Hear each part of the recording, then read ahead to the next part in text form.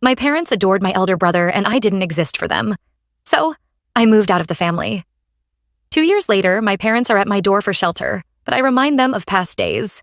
I, 24F, have always felt like an outsider in my own family. For as long as I can remember, my older brother Jake, 27M, has been the golden child. Our parents doted on him, celebrated his every achievement, and seemed to hang on to his every word. Meanwhile, I often felt invisible, my accomplishments going unseen, and my needs overlooked. My earliest memory of this dynamic dates back to when I was just 5 years old. It was Jake's 8th birthday, and our parents had thrown him an elaborate superhero-themed party. The entire backyard was decorated with streamers and balloons, and they'd even hired a magician for entertainment.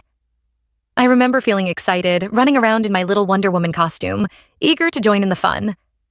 But as the party progressed, I realized that no one was really paying attention to me. When I tried to show off the cartwheel I'd learned in gymnastics class, my mom just patted my head absently and turned back to cooing over Jake opening his mountain of presents. I ended up sitting alone by the snack table, watching as Jake basked in the attention of our parents and all the party guests. This pattern continued as we grew older. Jake was always the center of attention. He was athletic, popular, and charming.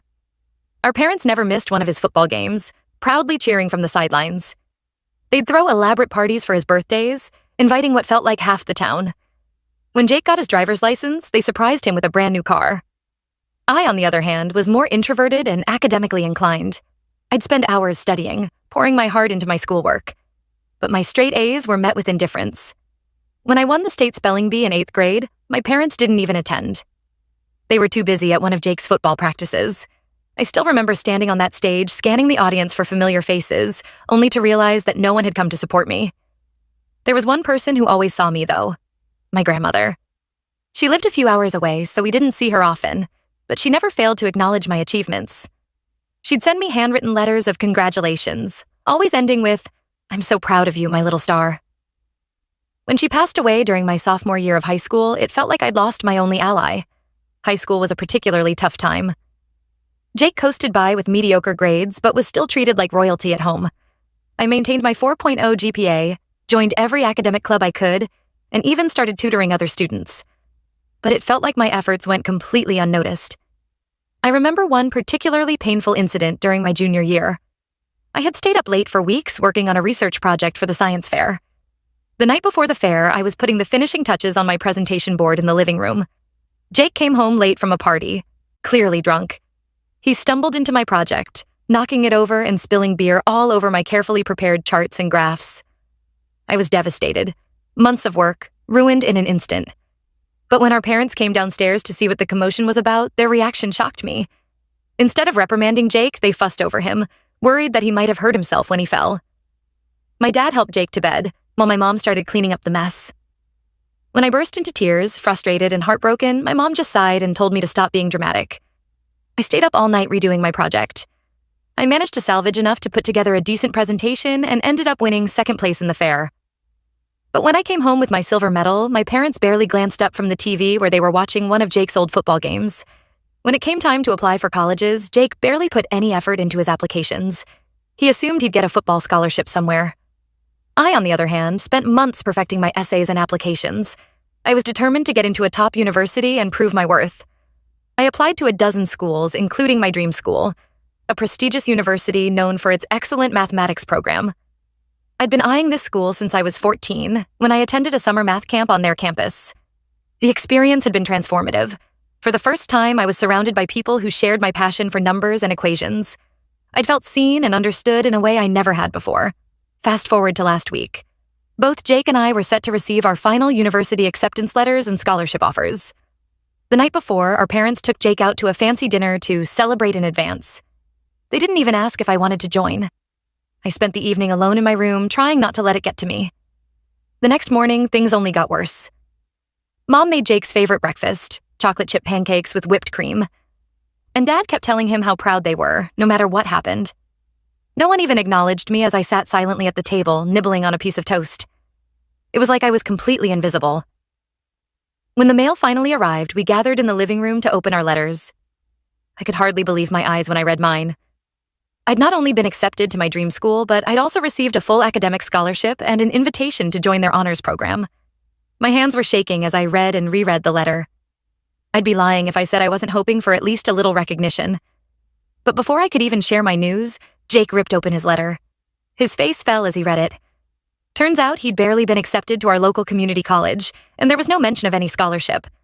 Our parents immediately rushed to console him, telling him it didn't matter and that he was still their superstar. I sat there in disbelief, clutching my acceptance letter. Neither of my parents even asked to see it. When I finally worked up the courage to tell them my news, my mom just nodded absently and my dad muttered a half-hearted, "That's nice, sweetie," before turning back to Jake. That was the moment something inside me snapped. Years of feeling ignored and unappreciated came crashing down on me. I realized that no matter what I achieved, I would never be good enough in their eyes. Jake would always be the golden child, even when he failed. Without saying a word, I went upstairs and started packing. I threw some clothes and essentials into a bag, along with the emergency cash I'd been saving from my tutoring jobs. I grabbed my important documents and my laptop. As I was about to leave, I hesitated for a moment, my hand hovering over the framed photo of my grandmother on my nightstand. In a split-second decision, I grabbed it and carefully wrapped it in a sweater before placing it in my bag. I slipped out the back door while they were still fawning over Jake. I texted my best friend Sarah, asking if I could crash at her place for a few days. Then I blocked my parents and Jake's numbers. As I walked down the street, away from the only home I'd ever known, a mix of emotions washed over me. There was fear and uncertainty about what the future held. But there was also a sense of liberation, like I was finally breaking free from invisible chains that had held me back for so long. It's been 3 days now, and I'm still at Sarah's. Her parents have been incredibly understanding and supportive. They've even offered to let me stay until I leave for university in the fall. I've applied for on-campus housing at my university, and I'm looking into part-time jobs to support myself. Yesterday, I finally worked up the courage to check my email. There were dozens of messages from my parents, ranging from angry demands that I come home immediately to tearful pleas asking what they'd done wrong. Reading them, I felt a twinge of guilt. But then I remembered all the years of feeling invisible, of having my accomplishments overlooked, of never being good enough. And I knew I couldn't go back. I know the road ahead won't be easy. I'll have to figure out how to support myself, how to navigate college life without the safety net of family. But for the first time in my life, I feel free. Free from the constant comparisons, the disappointment, the feeling of never being good enough. I don't know what the future holds, but I do know one thing. I'm done being invisible. I'm done trying to earn the love and approval of people who will never truly see me. It's time for me to focus on building a life where I'm valued for who I am, not constantly overshadowed by someone else. Am I wrong for leaving? Should I have tried harder to make them see me? Part of me feels guilty, but a bigger part feels like this was long overdue. I'd appreciate any advice or perspectives from others who might have been in similar situations. Update 1. It's been 6 months since I walked out of my parents' house, and I can hardly believe how much my life has changed. I'm now settled into my dorm at university, and I've just finished my first semester. The academic challenge has been intense, but I'm thriving. I've maintained a 4.0 GPA and even received special recognition from the dean for my performance in my advanced mathematics course. The transition wasn't easy at first. I remember my first night in the dorm after my roommate Lily and I had finished unpacking. As I lay in my narrow twin bed, listening to the unfamiliar sounds of the dormitory, I was hit with a wave of homesickness so strong it took my breath away. For a moment, I considered calling my parents, begging them to come get me. But then I remembered why I left, and I forced myself to push through the loneliness. Gradually, things got easier. Lily and I bonded over our shared love of classic literature and obscure documentaries. We'd stay up late into the night, dissecting the themes of Dostoevsky novels or debating the merits of different documentary filmmakers. She quickly became not just a roommate, but a true friend. I also found a wonderful support system in my study group. We meet 3 times a week in the library, pushing each other to excel and offering encouragement when things get tough. There's Alice, a brilliant physics major with a wicked sense of humor. Tom, a pre-med student who stress bakes cookies for us during finals week. And Maria, an art history major who helps us maintain perspective when we get too caught up in our equations. It's a stark contrast to the loneliness I felt while studying at home, where my efforts were always overlooked. Here, my achievements are celebrated, my struggles are supported, and my passion for learning is shared and encouraged. To help cover my living expenses, I applied for a position as a teaching assistant in the mathematics department. I was nervous about the interview, worried that my lack of family support might somehow be held against me. But to my surprise and relief, the professor interviewing me was impressed by my independence and drive. The job has been an incredibly rewarding experience. Not only am I earning money, but I'm also gaining valuable experience and building relationships with the professors. Dr. Harrison, the head of the department, has become something of a mentor to me. She reminds me a bit of my grandmother. She has the same knack for seeing potential in people and nurturing it. One of these relationships has become particularly special. Mark, another teaching assistant, has become a constant source of support and encouragement. We started off as colleagues, spending long hours grading papers and preparing lesson plans together, but over time, our connection deepened. I remember the first time I realized my feelings for Mark were more than just friendly. We were in the TA office late one night, racing to finish grading a stack of calculus exams before the deadline. I was feeling overwhelmed and discouraged, doubting my abilities as a TA. Mark noticed my mood, and without a word, went out and came back with my favorite coffee and a chocolate muffin. It was such a small gesture, but it meant the world to me. In that moment, I saw him in a whole new light. Mark is everything I never knew I needed in a partner. He's kind, intelligent, and most importantly, he sees me. He notices when I'm having a bad day and always knows how to cheer me up. He celebrates my successes as if they were his own. For the first time in my life, I feel truly valued and appreciated. Last week, Mark surprised me with a picnic in the campus botanical gardens. As we sat among the blooming flowers, he took my hand and told me he loved me. He promised to always be there for me, to support my dreams and ambitions. I was overwhelmed with emotion. I never thought I could feel so loved and cherished. As for my family, I've had minimal contact with them. My mother has called a few times, leaving voicemails that oscillate between guilt-tripping and anger. My father sent a terse email asking when I was going to stop this nonsense and come home. I haven't responded to either of them. Jake, predictably, hasn't reached out at all. At first, their messages would send me into a spiral of guilt and self-doubt. I'd lie awake at night, wondering if I'd made a terrible mistake. But with time, and with the support of my new friends and Mark, I've grown stronger. I've realized that I don't owe them my time or energy. I'm not responsible for their feelings or their inability to recognize my worth.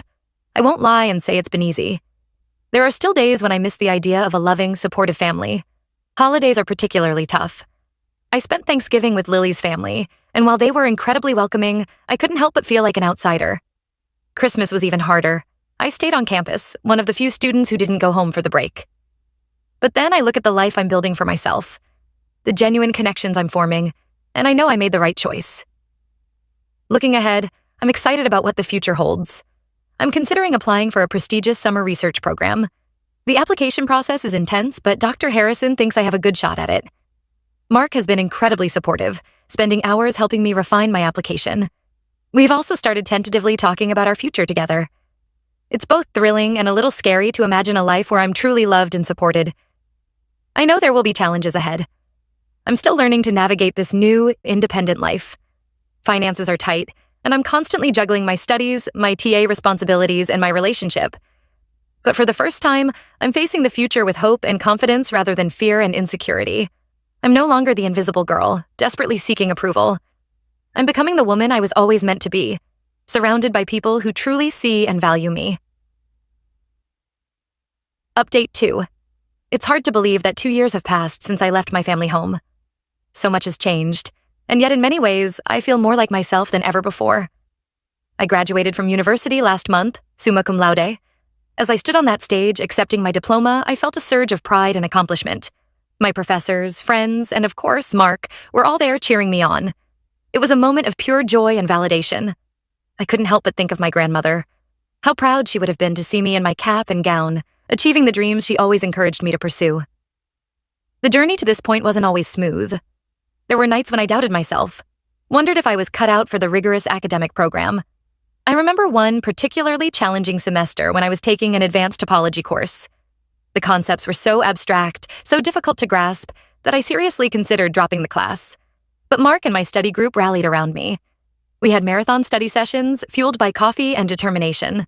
When I finally mastered the material and aced the final exam, it felt like a victory for all of us. Speaking of Mark, our relationship has only grown stronger over the past 2 years. We've weathered the stresses of final exams, the joys of academic achievements, and the everyday challenges of building a life together. He proposed to me on our graduation day, right after the ceremony. It was a simple, heartfelt proposal, just the two of us in our favorite spot in the botanical gardens, the same place where he first told me he loved me. We got married in a small, intimate ceremony last week. Our friends from university and my support system from the past 2 years were all there to celebrate with us. The wedding was beautiful, but it also brought up some complicated emotions.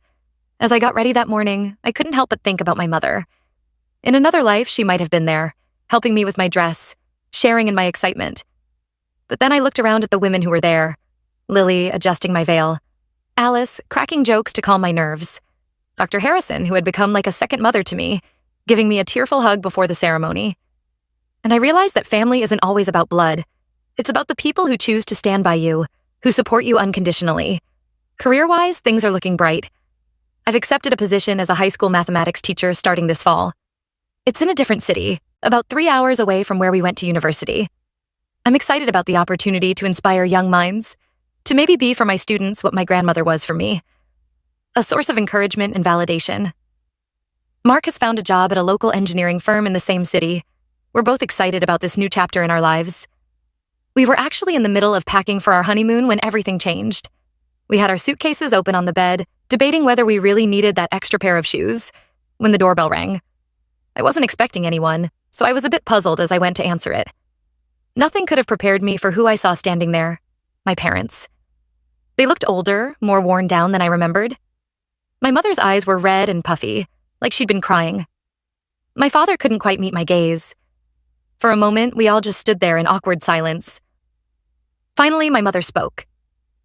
"Can we come in?" she asked, her voice trembling slightly. I hesitated for a moment before nodding and stepping aside to let them enter. As we sat in the living room, the story came tumbling out. It turns out that Jake, my golden child brother, had fallen in love with a woman they described as manipulative and greedy. Against their wishes, he had married her 6 months ago. Things had quickly gone downhill from there. Jake, influenced by his new wife, had become increasingly distant and hostile towards our parents. He'd started demanding money, making veiled threats about cutting them off if they didn't comply. The final blow came last week. Jake had somehow convinced our father to sign over the deed to the family home. Once the property was in his name, Jake and his wife hurriedly kicked our parents out. They were now essentially homeless, with only a suitcase of belongings to their name. As I listened to their story, a whirlwind of emotions swept through me. Part of me felt a twisted sense of satisfaction. The golden child had finally shown his true colors. Another part felt pity for my parents, seeing them so broken and vulnerable. But mostly I felt angry. Angry that they had the audacity to show up on my doorstep after years of neglect and indifference. Angry that they only sought me out when they needed something. And angry at myself for still caring despite everything. When they finished their story, my mother reached out to take my hand. I instinctively pulled away. "We're so sorry," she said, tears in her eyes. "We've realized how wrong we were, how unfairly we treated you. We were hoping we could stay with you for a while, just until we get back on our feet." I looked at them, really looked at them, for the first time in years. I saw the desperation in their eyes, the hope that I would be their saving grace. And in that moment, I made my decision. "No," I said, my voice calm but firm. "You can't stay here." The shock on their faces was palpable. They clearly hadn't expected this response. My father started to protest, but I held up my hand to stop him. "For years," I continued, "I tried to earn your love and approval. I worked hard. I achieved things I was proud of, but none of it was ever enough. You consistently chose Jake over me, made me feel invisible in my own home. And now, when Jake has turned his back on you, you come to me expecting what? That I'll welcome you with open arms? That I'll put my life on hold to take care of you?" My mother was openly crying now. My father looked like he'd aged 10 years in the span of our conversation. But I pressed on, years of pent-up feelings finally finding their voice.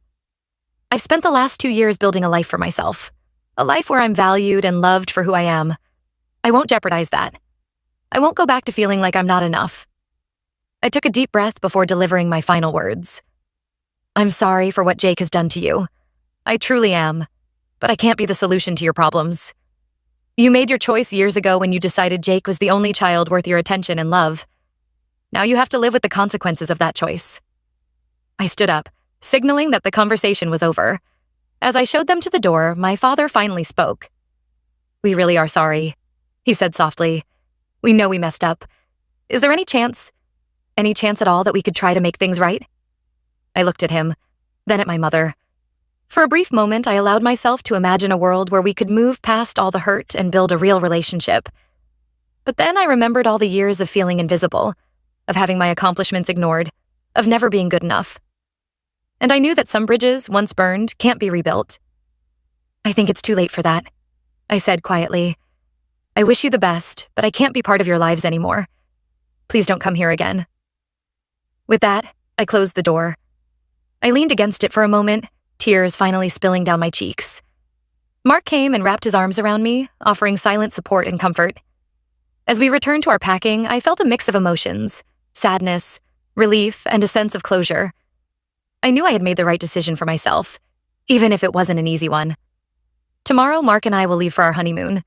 We'll explore new places, make new memories, and continue building our life together.